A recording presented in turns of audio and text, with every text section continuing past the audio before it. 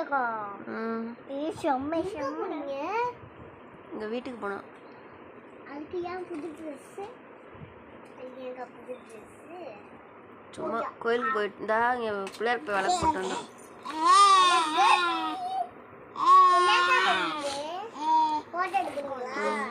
டிக்சனா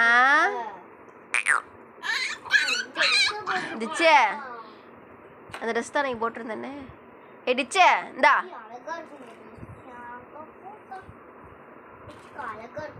டிச்சே